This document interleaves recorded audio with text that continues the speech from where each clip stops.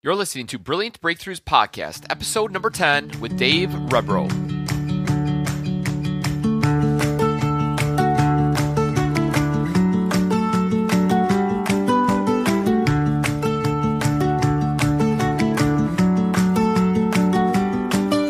Welcome back, small business owners. I'm your host, Jake Naraki, and thank you for joining the Brilliant Breakthroughs Podcast to help you, the small business owner, succeed in the 21st century. And I have some amazing news to share with you guys. This past week, November 8th and 9th of 2017, that was our big book launch for the book called Brilliant Breakthroughs for the Small Business Owner, Fresh Perspectives on Profitability, People, Productivity, and Finding Peace in your business. Now, the whole reason why this podcast was started was to join hand in hand with that book to kind of drum up a little business, to kind of go reach out to new audiences and to connect with people, letting them know of the new tools, resources, and ideas that are out there for the small business owner to succeed. Because as we know, it is so tough to do great work out there in a very chaotic world. And fortunately, Megan Magan was able to collaborate with amazing co-authors to bring together this brilliant book to help you.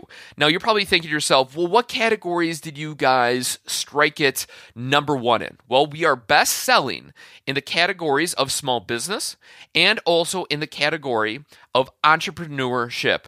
Number one best selling in both of those categories. A huge feat. Drum roll, round of applause, everything like that, because it's a monstrous mountain to kind of climb up when you're thinking, how do you release a book to drum up business, to get people engaged, to allow them to buy it, to download it, to read it, to write about it, all those different things. It is quite the ordeal. And like any big project out there, you need to have yourself surrounded by great individuals that can rise yourself up. Even though you may be a solo entrepreneur or a solo small business owner right here, right now, you need to expand your network or kind of pull in people close to you.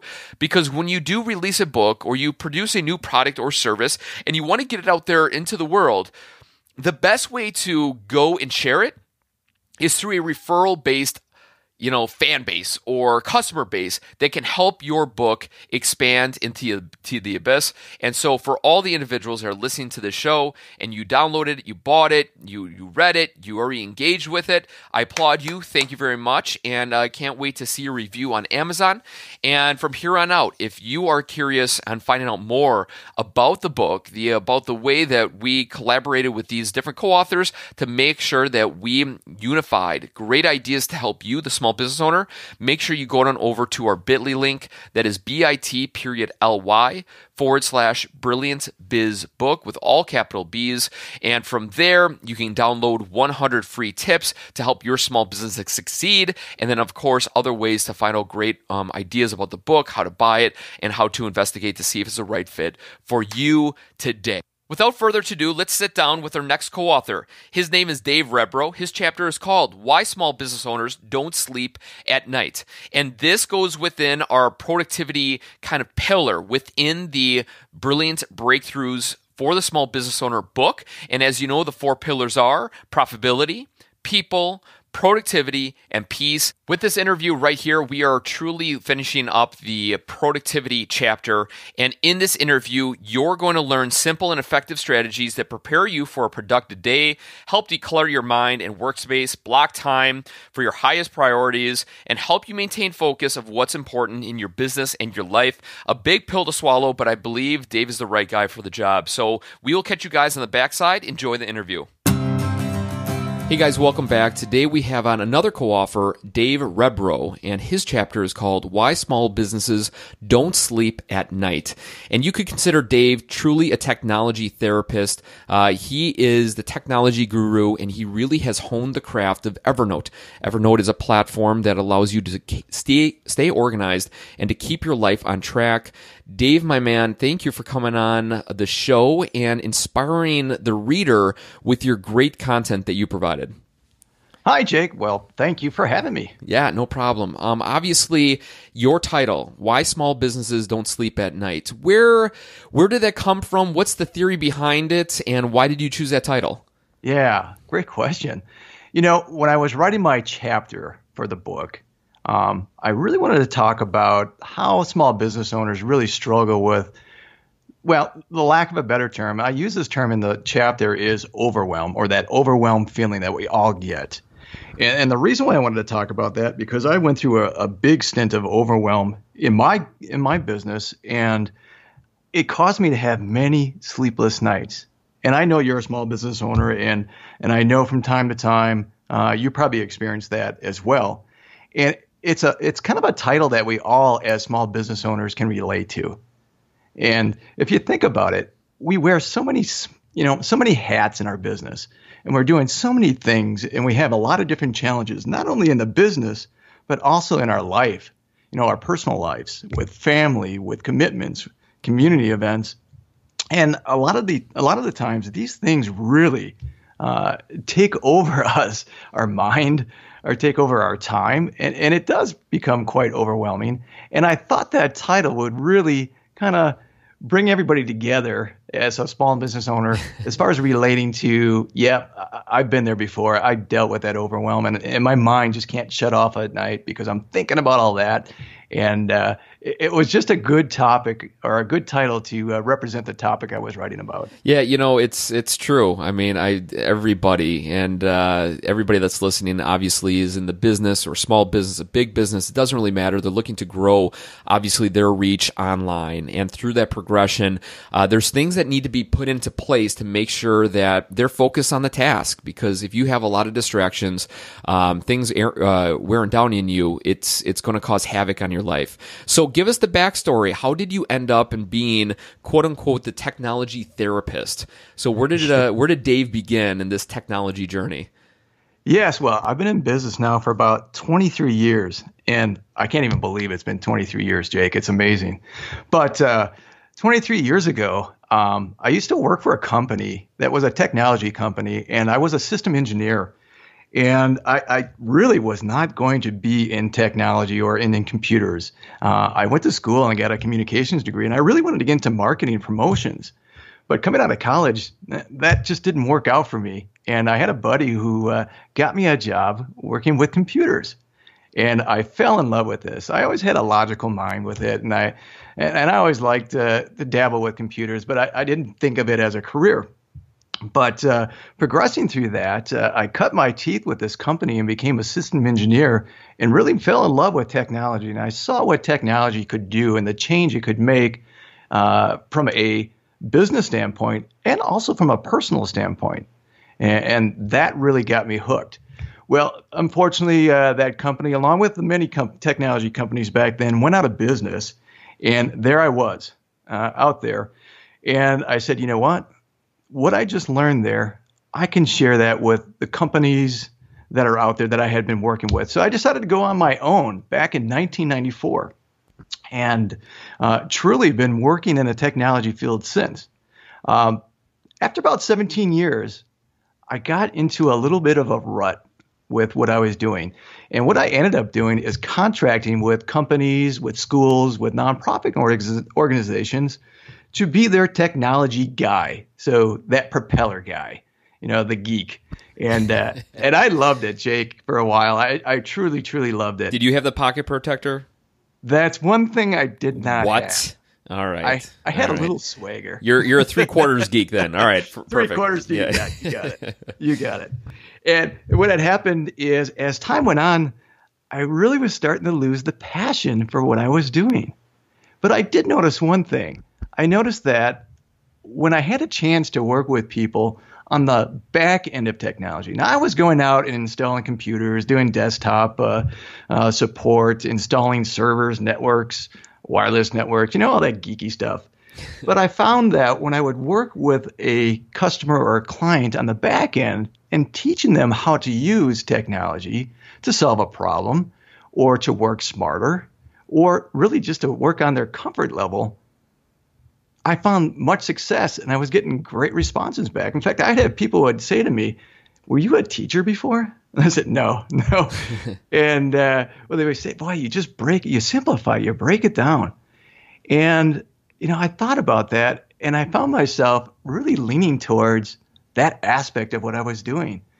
So long story short, I decided about 7 years ago to make a big shift in my business. And I wanted to go from the geeky propeller head guy to the person on the back end that could help you out or help out a person really utilize technology and develop a relationship with technology so they could use it to their benefit. And as I was working with my newer clients, I had a client that said to me, you know what, every time I come in here with all my technology frustrations, it seems like I just lay down on the couch, you tell me some magic words, and I feel better. You're like my technology therapist. And when they called me the technology therapist, I thought about that. I'm like, in a way, that's really what I'm doing. I'm helping people develop a better relationship with their technology and with their projects, their goals, and even a little bit deeper, their life goals. Yeah. And I really grasped that, and it just jazzed me up. It energized me. So working with that complement, I decided to go with a technology therapist. And truly, that's what I do today, is I help people who are frustrated with technology, who might be overwhelmed, or who are making a big shift in their life and need to rely on technology now to help them take the step where they want to go in their business and in their life, and help them through that process. So that's where that technology therapist came from, and it truly inspires me, and I really get jazzed about what I do and helping people. Yeah, no, that's really cool. It just shows that you can truly serve people in any business, and obviously you found your little niche with technology and helping people and assisting people. Before Absolutely. we dive into the chapter of the nuts and the bolts, I want to take a step back, and obviously you've been working with people, and individuals of all different backgrounds are coming to you with certain questions that they need answered. What is a reoccurring question that is asked by a majority of people that it feels like, you could just put yourself on repeat when it comes to technology? Is it, is it calendar wise? Is it, organizing email, or is it something deeper? Yeah, it is. It is something deeper. It really comes to people are trying to achieve and perform on such a high level nowadays, which there's nothing wrong with that. But they're trying to do so much in the time that they have. And they're really becoming frustrated with trying to do everything themselves. And they get frustrated. And where I come in is they really are getting frustrated with their technology of, first of all, how to use it, Jake. Right. You'd be amazed how many people, and not that this is wrong because that might not be their forte, but how many people really don't know how to use that computer in front of them, how to really leverage their mobile technologies. And they become frustrated with that. And a lot of times it's fear-based. A lot of people are afraid that they're going to break something. So a lot of the people that come to me will address it from more of a mindset type of aspect. But the other thing that a lot of people are trying to do now is to try to go paperless.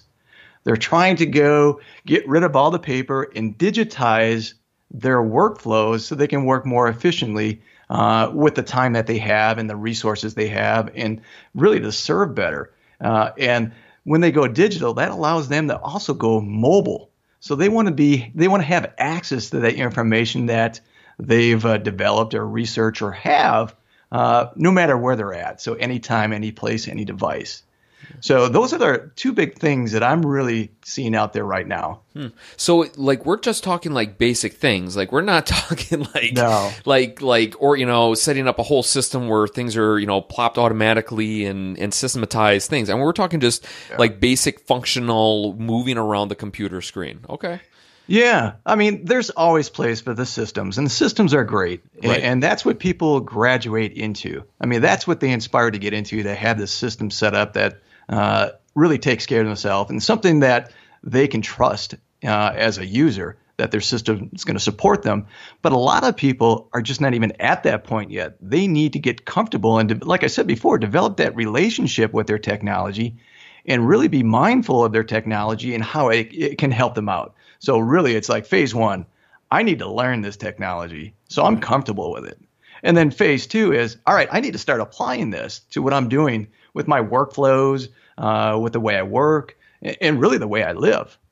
And thirdly, or lastly here, it's really taking that last approach of making those big systems that you're talking about. It doesn't have to be a big system, but really systematized, developing those routines, developing those daily tasks that I could use the technology for to benefit me as a small business owner, to benefit me as a person who outside of my job has a life. And I need to juggle that life along with my business. And how can I make this happen? And what tools are there to make, to assist me during that process? Sure. Yeah. I mean, you're right. I mean, reflecting, my dad, I mean, he has a smartphone and he just uses it for a phone, it's really, as a lot of people do, and because you're right, they just don't understand it. They don't know how it works. They don't understand the ease of it. But before, I got to ask this question because I bet you a lot of people are asking it. The battle between the Macintosh, Apple line versus the PC line. Do a lot of people reference you and ask you, which one should I get? Should I switch over to, Mac, or first of all, do people ask that a lot, in conversation with you about the battle between the big brands? Absolutely. Yes. Okay. And what's your response? I love to hear this. This is kind of like politics. Totally. Yes. My response is find the tool that you are most comfortable with, because that's where you're going to get your best results. Okay, cool. And a lot of times I'll have someone with a PC. Now, if you don't know that, or listeners don't know that, I'm an Apple certified support professional. So I am an Apple person. And the reason why I'm an Apple person is I get them and they get how I work. So, sure. And I get how they create their products, and it just makes sense to me. It's very intuitive. I like the ease of it. I like how it's set up specifically for me, and I can work with it. And I like the fact that there's not as many viruses out there on it as well. Right. That's just a little Mac joke for all the Mac users out there. But more importantly, it really comes down to your comfort level. What tool are you going to be able to work with best? And it's amazing, though, that you asked that question. I've had so many people come to me without even asking me, hey, Dave, what do you think? That are now converting over to the Apple side as far as the technologies. There's some frustrations out there with the security, with the viruses and all those type of things. And people are getting fed up and heard what the Mac has and what the Apple environment has and want to jump in. The other thing, Jake, you got to think about is, the Apple iPhone and the iPad are very successful products. And a lot of people who own PCs owns those devices. Right. And they just want to have everything in that same environment. They want to make it easy to work, simplify the process. So they're jumping over to the Apple platform, so everything's in the same family. Yeah.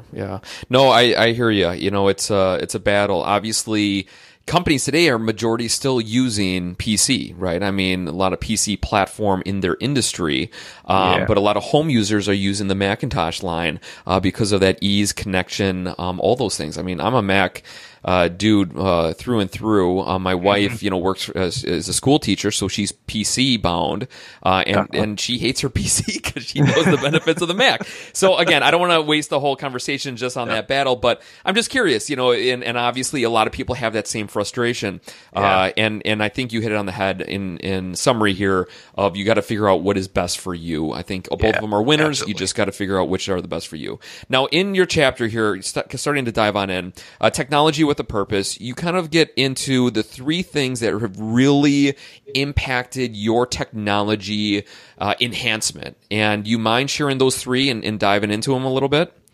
Yeah, absolutely. We can do that. To kind of set this up, I kind of referenced a little bit earlier that I made a big shift in my company or my business when I went from being that tech guy on the front end setting up stuff to being the back end guy or person who is really there to coach, to train, to mentor people with their technology. And when I made that big shift, I switched between whole different audiences, target audiences. And I got into a situation where it became quite overwhelming for me to make that switch. And the reason why it became overwhelming for me is that I was going from a contracted, I show up at work, I do my preset work. It was kind of the same thing over and over again, but I was rediscovering myself once I made that switch, and I had a lot to learn. And I was, guru hopping. I was studying. I was going to networking events. I was trying to reach out. I had to learn how to market, for crying out loud, because people were coming to me before. Now I had to go to them. I had to learn how to attract people to me. And this whole process really became overwhelming, and it really bogged me down. I really became disorganized, and I really was losing touch of my business, really. And ultimately, I got to the point where I seriously became stuck in my business. Now, you probably heard people say that before, but I truly was stuck. I remember one day, Jake, I actually got up out of my office. I couldn't even think anymore. I had so much swimming in my head. I had so much stuff on my desk. I walked out of my office. I wasn't going anywhere with my business. I walked in my living room. I laid down on the floor. I looked up at the ceiling, and I thought, what the hell am I doing? I was out of control. I was just stuck. I lost all momentum. I didn't have the space anymore in my mind to think and be creative and do all those things that I truly enjoy with my business. And then when I looked around my office, I couldn't even walk. I couldn't see the top of my desk, for crying out loud. And I know people out there went through that, but that's the first time I really experienced that. And that's where that overwhelm or that overwhelming feeling really hit, and those sleepless nights really started to kick in. And, when that happens, then you start to feel the stress, and then you start to maybe doubt a little bit, and you lose confidence, and you're like, what the hell am I doing here? Right. So at that point, when I was laying on the floor, honest to goodness, I knew that either I could, at this point, say, screw this, this is not going to work for me. I quit. But if you know me, I'm not a quitter. I'm very competitive, and I like to figure out, solutions to problems. Good. So that really was the catalyst, to be honest with you, for where I am today. Because what had happened at the point is I actually sat down and said, all right, what do I need to do? How do I need to simplify? How do I need to organize, for crying out loud? I've got stuff in legal pads that I can't find anymore. All the notes, all the webinars. I'm like, all that was just so overwhelming. I had to figure out a way to better work. And another thing that happened, Jake, during that process or that overwhelming period is I actually started to lose touch with, what made me happy, the things that I really valued.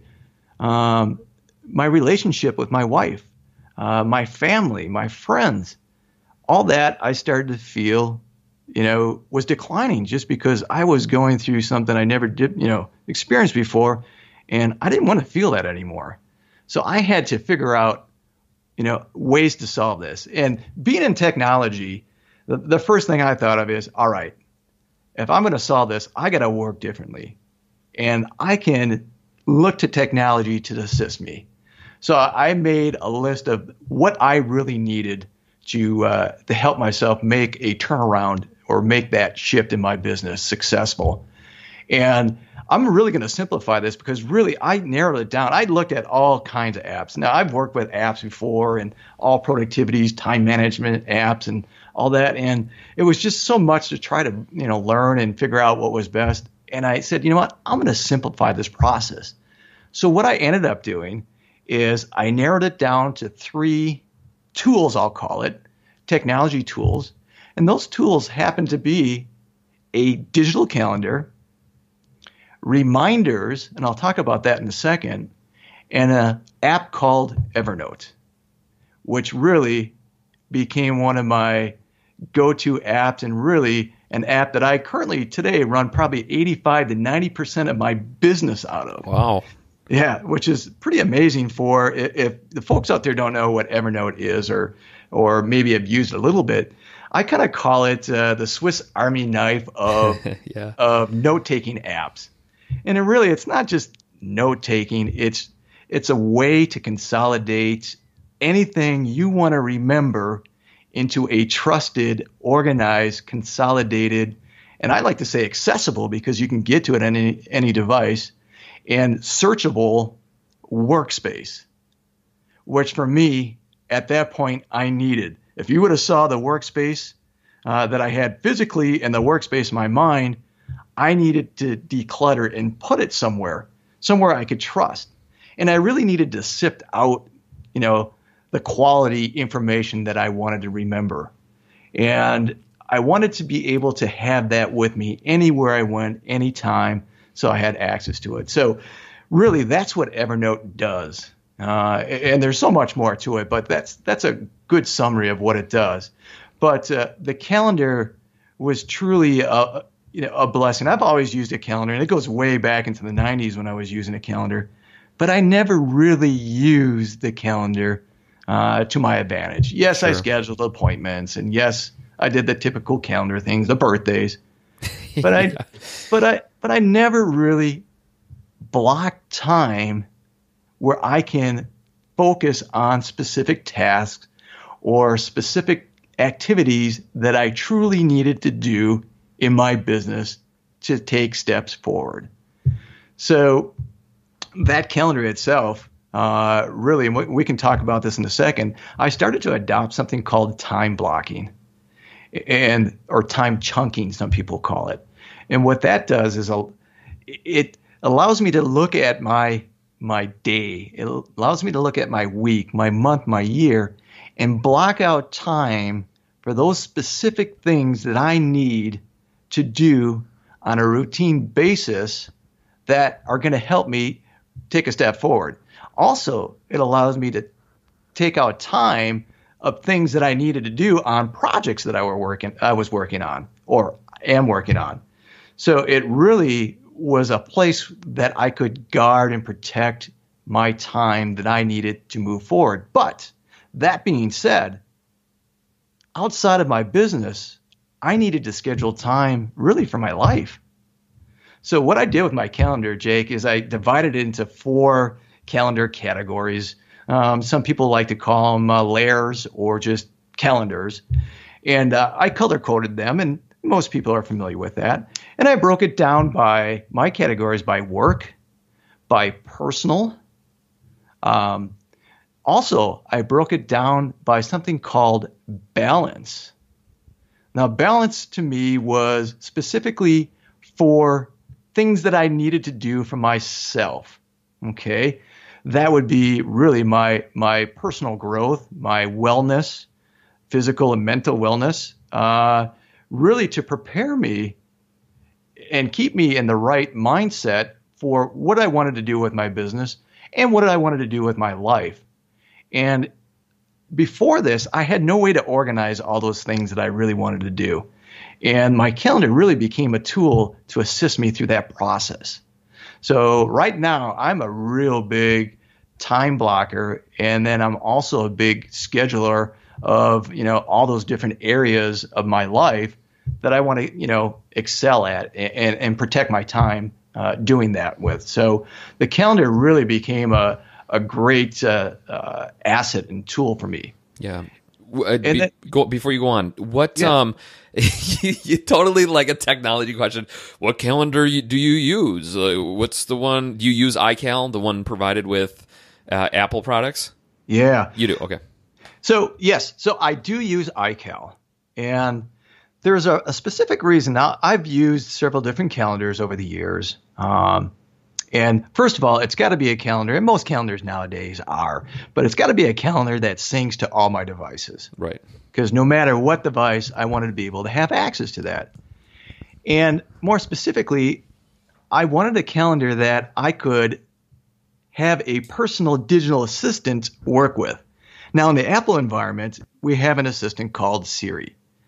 Now, I don't have a virtual assistant and I don't have a staff. It's just me. And I know that in order for me to be able to be as productive and organized as possible, I needed some help. And I really relied on, and I still rely on, my personal digital assistant, Siri, to be able to interact with my calendar when, I can't do hands-on stuff. So this is hands-free interaction with it. So I could be done with a presentation that I did for a group, and I'm driving out hands-free through my car system. I can ask Siri, hey, what's on my calendar for the rest of the day?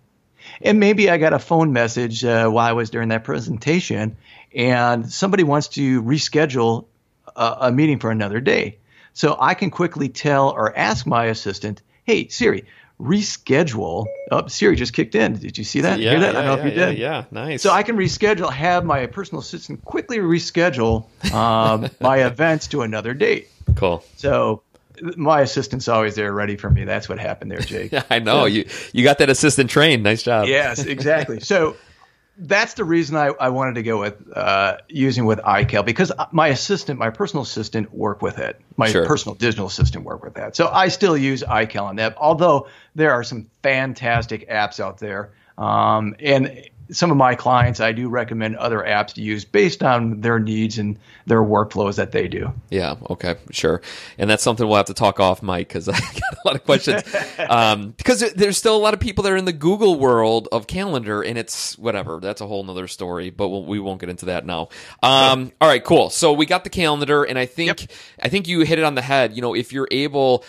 Look, I'm an Apple guy. I barely use Siri, but how convenient would that be if I said, hey, reschedule this or just pop it in? Because sometimes it is the reason why people don't schedule things in their calendar, because it's annoying to do. Even though it can take 30 seconds, it's annoying to open it up, to find the date, to, scrape through the time, to, click, all that stuff. And if you're able just to talk it through and it pops it in there, I mean, how awesome is that? So thank you for that reminder on that. Okay, cool. You bet. All right, awesome. So we got the calendar locked and loaded. What was the other tool that you used? Yeah, so the other tool is Reminder. The tool that I use is Reminders. Now, Reminders is kind of a general term, and reminders are really like notifications. And notifications, as you know, can come from multiple apps. So, for instance, iCal will give you notifications or reminders that an upcoming event is going to happen, which is important because, back in the overwhelmed days, when I was going through my shift, I was keeping a lot of that in my head. I can't forget. I got to do that. I got to call that person. That appointment's coming up. I've got to do this community event, or we're volunteering with this. And a lot of that was staying up in my head, and I needed to declutter my head and get it somewhere. It's one thing to get into a calendar, and you could throw it into a paper calendar, but I needed the reminders that things were going to happen. I needed to take action, or something was going to take place during a specific day or hour or something. So I really rely on reminders to remind me about things, or I use the Reminders app also in the Apple environment to remind me of tasks that I need to take at a specific time or a specific location. Now, a lot of people ask me, what do you mean by get reminded by location? Yeah, well, the location services of your devices, that's built into them. So it knows where you're at, which is kind of freaky, but it knows where you're at. Yeah. You know what I mean? And you can set a geolocation reminder to remind you when you get to a certain place, or remind you when you leave that place of something you need to do. Well, all those things in my head that would be time-oriented or location-oriented, I could actually take out and put it into apps and have them remind me that I needed to do things. Now, people ask me, well, if you put it into your computer, well, you're not going to have your computer with you, or what if you don't have your computer? Well, that's where the power of syncing comes through, where you can actually sync a app like Reminders or Calendars on one device and have that sync over not only the content of that app, but those notifications to all your other devices. So no matter what device you have, that notification is going to pop up and you're going to see that reminders. So the reminders really was big for me to get things out of my head, declutter out of my head, but yet help me not forget to do them. And reminders were big on that. So I share that in my chapter. Yeah, no, I think that's beneficial. Again, using Siri for quick, easy access. And the geo-tracking, I think, is huge. I've used that portion. You set a reminder at, if you leave your house or something, hey, don't forget to grab your dry cleaning clothes or something. So you're like a minute away. You're like, oh my God, I totally forgot. And you're able to get back quickly and do that simply. Because again, time. The one thing I hate doing personally is just driving around, from place to place. So if I can make sure I got everything locked and loaded, I can go out, hit my spots, and I'm good to go, as opposed to driving back and forth to and fro. So awesome. Now let's talk about the giant in the room here. The mega app, the mega company, aka Evernote. Evernote, as I said, really became a really crucial part of my shift in getting out of that overwhelmed state, that stuck state. It allowed me to really organize both my physical information, my digital information, and then it also allowed me to have a place for my thoughts, have a place for questions, have a place for ideas that were always swimming in my head, but I had nowhere to put them. Yeah, I could put it in a digital or in a paper notebook and a notepad. And believe me, I probably go through my closet somewhere and have a stack of yellow legal pads full of ideas and thoughts and notes. But the problem with that is it's not an efficient way to go ahead and track and retrieve information. And that's one thing I needed. I needed a place to really organize my thoughts, really to organize my information, a place to grow and develop as I grew and developed within my business. And really, I use Evernote just as much in my personal life as I do in my business. So it's not limited what I was doing in my business. It's really a fully functional app. But the cool thing about this is Evernote, when I used it, it allowed me to work and think the way that I work and think. And I tried a lot of apps out there, and a lot of those apps are cookie cutter apps. So I had to play their game. I had to think their way, the way the developer thought. And a lot of times it'd be frustrating because, no, that's not how I work. And it became, a challenge sometimes to work with some of these apps. The one thing about Evernote that people always tell me, I downloaded Evernote and I tried it. I didn't get it. And I get that all the time. I didn't get it. It just didn't make sense to me. And I stopped using it. And I think that's kind of the beauty of Evernote. It's really, when you open it up, it's a blank slate. And it allows you to have a blank slate for you to figure out how you want to work and how you want to track and how you want to retrieve and organize the critical information in your business and your life. And once you learn a couple tips, it's like a drug. You get addicted to it. You use it for everything. And it was really a cool solution for me. It's just exactly what I needed. The other thing I like about Evernote, obviously, is it syncs. It's similar to a Google platform or maybe a Microsoft OneNote type of platform where you can access that on any device. But at the time, I needed that. I had devices. I had now portable devices, which were the mobile devices, a tablet. So I had an iPad, an iPhone, and I had my laptop. But I wasn't syncing my information. Those web services were just starting when I was making my shift over. And I knew I had to find something that would allow me to have my information accessible on any device at any time, at any place. And if I didn't even have my device, I could jump on someone else's computer or device, log into my account at evernote.com, and get to all my information. So that was a critical factor for me as well, the accessibility of being or having access to the information I needed to serve my clients or to do something on the personal level. Yeah. To kind of piggyback off Evernote, obviously the people that are listening are small business owners. And obviously we understand calendars for helping organize business. We understand reminders for the little things that you need to do to make sure you run a successful organization. How can Evernote, maybe like 3 tips that can help the small business owner, keep organized, or to, I don't know, just have, thoughts on there, a couple of ideas that could be tangible for them today? Yeah, that's a great question. Thanks for bringing that up, Jake.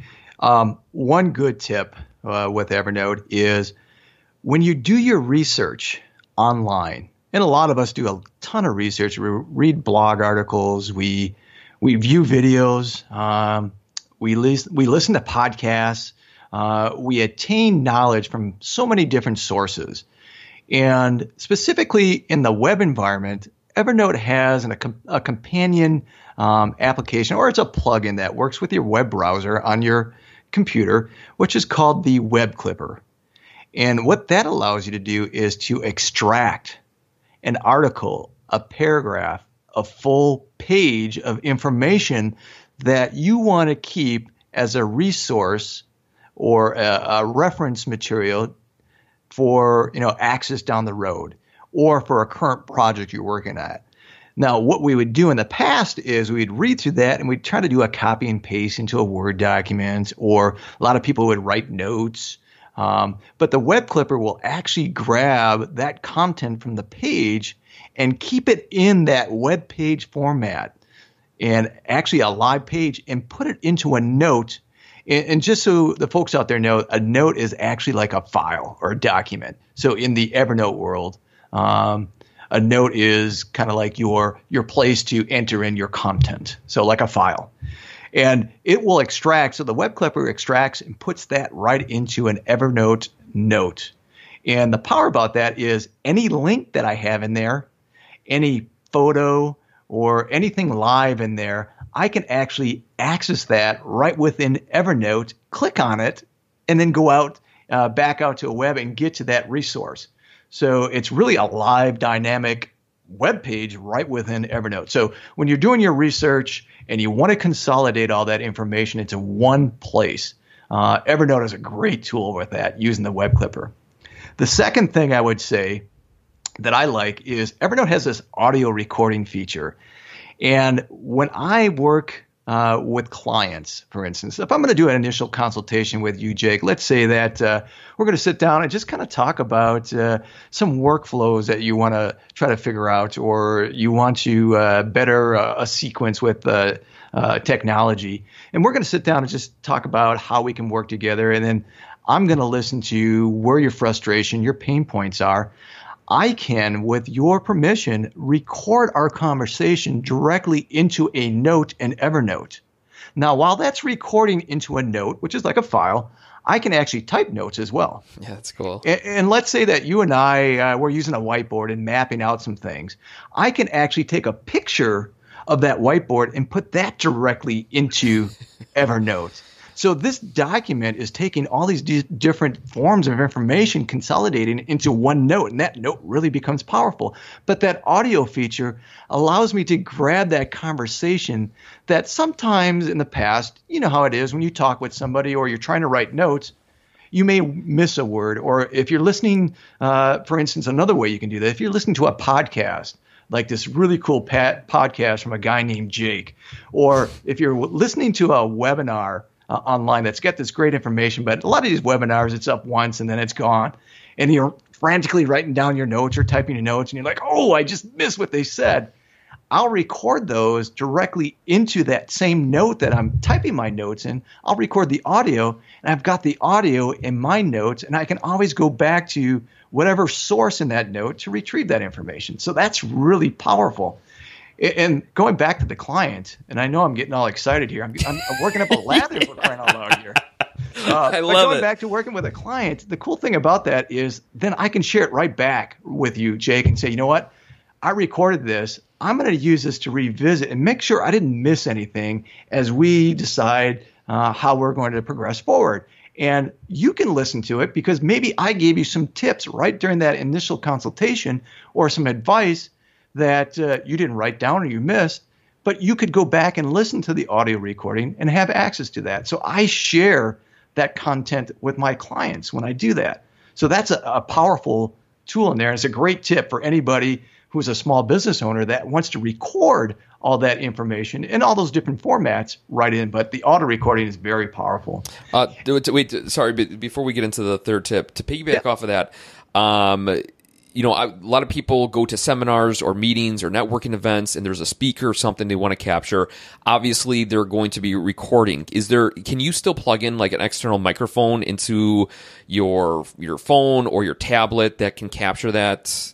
Yeah. Okay, you can. Okay. So you can do that. So you can plug it in. But to be honest with you, when I go to a webinar, and first of all, I do ask the presenter, can I record this? Sure, right. So I always do that. Even though it might be a public thing and whatever, I still will go up and ask for permission. I have yet to have anybody say no. Yeah, okay. In fact, if they're not recording themselves, I will offer that back to them. But most of the times, I'll just use the built-in microphone on my device to record. And the audio, surprisingly, is very good. Now, in Evernote, you have a choice to have a lower quality or a higher quality. The higher quality, of course, is going to be a larger file. Right. Obviously, it's going to be like 4 or 5 times bigger as far as a sound or audio file than it would be with the lower quality. And if you're going to attend something that it's a 3-hour presentation, that potentially could be a larger file. Sure. So I actually will record longer things in that lower quality, and you'd be surprised how good that is. Now, I'll position myself to try to get as close as I can. Sure. But I've sat in the back of a room before and had some decent quality recordings out of that. Cool. So, and then the last question to piggyback that, I'm a big audio guy in the car. When you're driving, might as well learn. And is there any way to extract that audio and to play it on your phone or something? You know what I mean? Or do I have to go into that file to play it? Yes. So I do this all the time. It records it as a WAV file. Okay. The higher quality, if you're using a Mac or Apple product, does it in a higher quality, like an MP4 audio file. So it does have a higher quality, but the files I'll extract, all you need to do is you'll see like an attachment. It almost looks like just an attached file right within that note in Evernote. You can right click on it and say, save this attachment. Okay. And it saves it, exports it out, and then you can load it right into whatever audio player that you have. But I do that a lot. I'll download or I'll record a webinar or something, and if I want to re-listen to it, I'll just throw it on a device. In fact, I can keep it on my phone, which is really cool. If you got Bluetooth in your car, you can just play it in Evernote across your speaker in your car. Yeah, that's cool. And you don't even have to download it out of it or extract it out of it. So I can just play it right out of Evernote. And I've done that several times. Nice. All right. Yeah. Very good. One more tip. Yes. So one more tip. As small business owners, sometimes our CRM, our customer relation management process or workflow, sometimes we opt into going for rather large or robust, expensive solutions. And Evernote, now it's a note-taking app, but you can create these creative workflows in Evernote. And one of the things that I do is I actually keep my CRM right in Evernote. So I manage all my client information in there. And a couple of things you want to think about if you're an Evernote user. Evernote has this fantastic business card scanner. So basically what it does is with your mobile device, you hover your phone over the business card. It takes a picture on its own, so you can set it to auto. It extracts all the content of that business card into a live document or a live note. And that content can be edited then. So it really turns that flat paper card into a dynamic working document. And the cool thing about Evernote or that whole process is it will extract it and you can add it to your address book on your device. And if your devices are all synced, it will automatically sync because of that to all your devices. So you've got that in your address book. And it will send your contact information right back to that information. This is all automated. And boy, I feel like I'm selling Ginsu knives here, and that's not all. Yeah, exactly. I'm at the state fair. Yeah. Yeah, there you go. Yeah. And the other thing is, if you're on LinkedIn and the email address on that business card is that person's LinkedIn login or user email address, it will send an invite out to them if you choose. This is optional to connect automatically on LinkedIn. Jeez. And then it pulls their LinkedIn profile information into that same note. So just by hovering over a business card, you can pull all that information in. And then also in that note, you can type in your personal notes about, where you met or what was the reason, or, I met them at this event and they're interested in Evernote or they're interested in specific workflows. And you could really start building out a customer relation management portion right in Evernote. Now, piggybacking off of that very quickly here is you can use then your personal notes or the notes within Evernote to start doing research on that potential client or that existing client. So I'll set up what they call a notebook, which is like a folder, a notebook in Evernote, which is for a specific client. And then I take everything that I capture or everything I need to remember about this client, and I put it into that notebook. And then I can link that business card to that notebook or to notes within that notebook and have access to all that information right there within Evernote. So I'm really starting to build this dynamic, robust system in Evernote, and I don't have to go out and spend the money to buy a high-end CRM. Yeah. So, what I really wanted to do with Evernote, Jake, is I wanted to consolidate all these different workflows along with all that information I wanted to remember right in one workspace. And then Evernote allows me to do that. Yeah, obviously. Geez, if the people that are listening have not tried Evernote, Dave, you did a great job selling the heck out of that bad boy. So obviously, I've used Evernote. I know the benefits of it. Do I use it as deeply as I should? Of course not, like you said early on. But you have reinvigorated me to get my butt into Evernote and to start utilizing that tool. Impressive stuff. And obviously, you reap the benefits, and you do a good job of breaking it down. So I thank you for that. Obviously, we can't continue forever because this conversation. I wish you could, but, I know this could be a 48-hour podcast here. It's a marathon. Let's do it. Right. But with that being said, 2 questions, and we'll kind of wrap it up here. Number 1, you talk about triggers. And obviously, your chapter is dynamic in talking about on and offline technology, and triggers is both, I guess, for online and offline. Do you mind kind of going deep into figuring out how triggers can assist the small business owner in improving their productivity? Yeah, you bet. In that chapter, I share a lot of different strategies with the readers, and one of those strategies that I started using is triggers. Now, really what a trigger is it's kind of like a preset statement or action that aids you to achieve a goal or take action. So essentially what you're doing is you're setting something that's going to remind you either in the digital format or workspace or in the physical workspace, reminds you to do something or remember about something. So I'm setting these triggers up. So for example, I use my Reminders app to remind me to, every time I get up in the morning, I have a trigger that comes up that says, how are you going to show up today? What is your energy level? Now, the reason why I do that is sometimes I would get up in the morning, stumble into the office, and that was back before I established some routines and daily habits, better daily habits that help me be more productive. But I want to check my energy level and check how I'm going to be present and show up during the day. And a trigger that pops up on all my devices will ask me that question. Hey, how are you going to show up?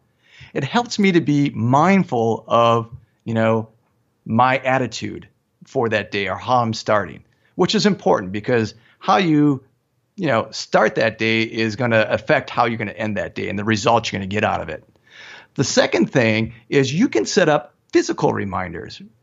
In the chapter, I talk about I place a watch that my wife gave me for our anniversary on my desk.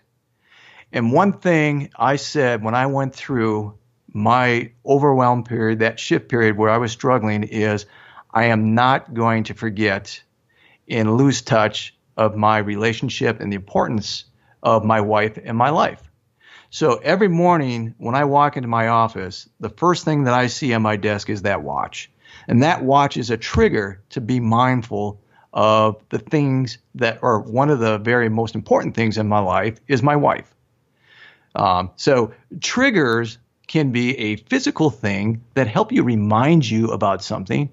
And the other thing about it is it actually creates or gives you an answer on the spot, so you don't have to think about, that or struggle to think about that when you might be in a situation that you're not thinking clearly or your head's confused or it's overwhelmed or cluttered.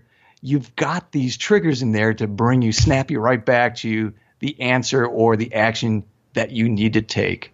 So that's what I use triggers for. And I share some of that in my chapter. It's a good read. And also, I talk about how Michael Hyatt, the productivity guru, kind of uses that. He's got a great article on his site, and I kind of reference that in my chapter.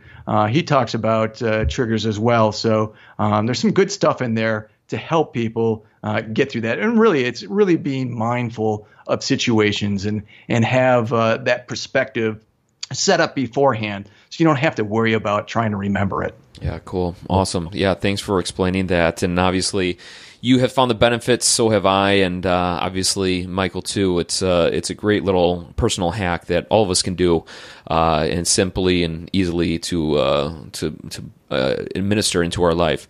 So as you know, that we're wrapping up here because dude, you brought the value. You did a great job explaining all this stuff, man.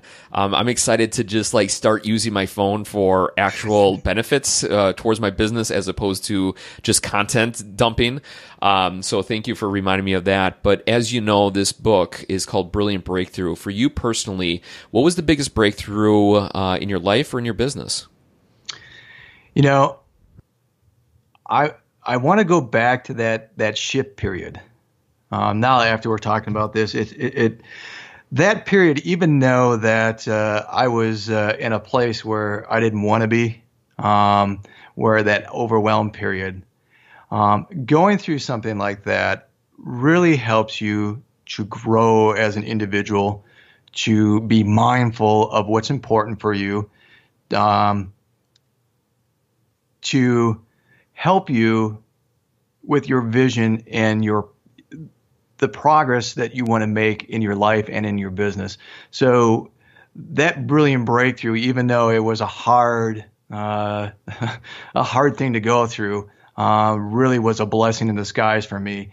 And it allowed me to break through kind of like a glass ceiling from where I was before in my past business life into where I wanted to go. So it's almost, even though I went through some struggles there, it was really a catalyst to where I'm going and where I want to be and where I am today. So that was a brilliant breakthrough for me that, you know what, you don't quit, you don't give up.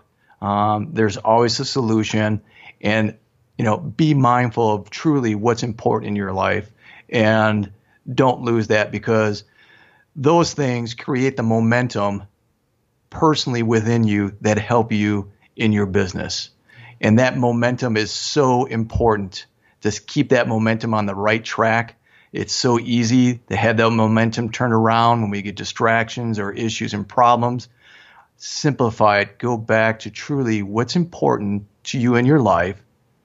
What is important in your business, the joy in your business, and remember that on a daily basis to keep that momentum going, and it's going to serve you well. So I would say that was really the brilliant breakthrough for me. There's so many more, but that on a personal and deep level is probably one of the biggest breakthroughs for me. Cool. Thank you for sharing that, and I appreciate the the little motivational talk at the end there of keep on moving forward, because this is not easy, and especially if you're a solo business owner, there are some dark times, but we're all capable of bringing more to the table. So, Dave, man, I appreciate you bringing the value that you brought in this chapter, the knowledge that you have in the technology world. How can people get in contact with you and find out all the great things that you're doing? Yeah. So my website is drcs-solutions.com. You can find me on LinkedIn. You can find me on YouTube. On YouTube, I've got a channel that I talk about technology. A lot of it's Apple-based, it's Evernote-based. So you can find me there. I've got a screencast up there. I actually train and have some good value content up there. Of course, you can find me on, I said LinkedIn, but I'm on Twitter and Facebook. So I'm on all those social platforms. So feel free to connect with me. Connect with me on LinkedIn, touch base, say hi. If you've got questions, feel free to reach out. I'm a person, if I have time, I will contact you. I don't ignore people. So feel free to reach out to me. Awesome. Cool, man. Well, we appreciate your time and to our success in the upcoming years. I appreciate you, Dave. Thanks. Absolutely. And thank you for an awesome interview. I enjoy speaking with you, and this was definitely a pleasure. Yes. Thanks, man.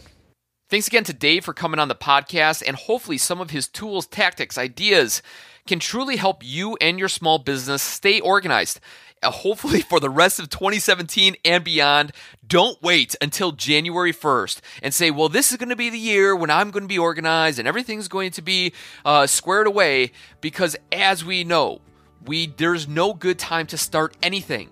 Don't wait until the calendar resets. Start today in your reset. And so with that being said, I appreciate you guys for taking time to listen. If you want to get yourself the book, Brilliant Breakthroughs for the Small Business Owner, and a couple of free gifts along the way, head on over to our bit.ly link. That is bit.ly/brilliantbizbook with capital B's. And also, too, please download our free application on Android or Apple platforms. All you have to do is go to your app store and type in Brilliant Biz Book. So with that being said, I appreciate you guys very much. Hopefully you guys are gaining some huge knowledge, huge wisdom out of helping your small business succeed in the 21st century. And with that being said, we will catch you guys in our next episode. Go out there and do something brilliant in your small business today. We'll see ya.